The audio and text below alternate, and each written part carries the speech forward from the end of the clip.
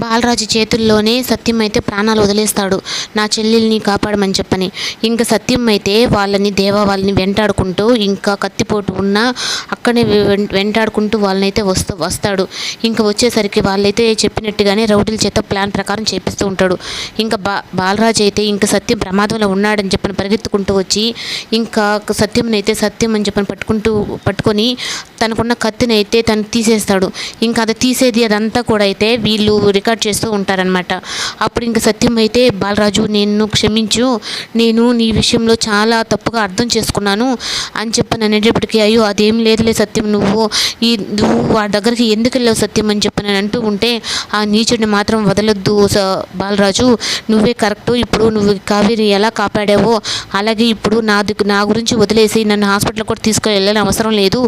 ముందు చిన్నిని కావేరిని వాడి దగ్గర నుంచి వాళ్ళిద్దరిని కాపాడు ముందు అని చెప్పనని అంటాడు. ఇంకా బాలరాజు అయితే సత్యం అని చెప్పనని బాధపడుతూ ఉంటే, నా గురించి బాధపడిన అవసరం లేదు, చిన్నిని కావేరిని కాపాడుతాను నాకు మాట అని చెప్పని బాలరాజు దగ్గర అయితే సత్యం మాట తీసుకుంటాడు. ఇంకా కావేరి అయితే ఇంకా చిన్నితో, మీ నాన్న ఇంకెంతకీ రాడు, వాడి గురించి నాకు తెలుసు, అందుకే ఇంకెప్పుడు వాడి జోలికి నేను వెళ్ళను అని చెప్పని అంటుంది. లేదమ్మా కొద్దిసేపు చూద్దామమ్మా అని చెప్పని అంటూ ఉంటే, లేదు నీకు తెలియదు చిన్ని వాడి గురించి, ముందర కూడా నన్ను జైలు నుంచి విడిపిస్తా అని చెప్పని అలాగే కదా వెళ్ళిపోయాడని చెప్పని అంటాడు.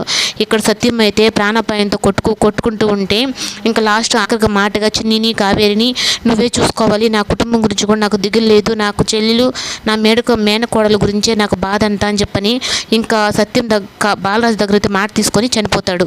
ఇంకా బోరుని ఏడుస్తూ ఉంటాడు బాలరాజు.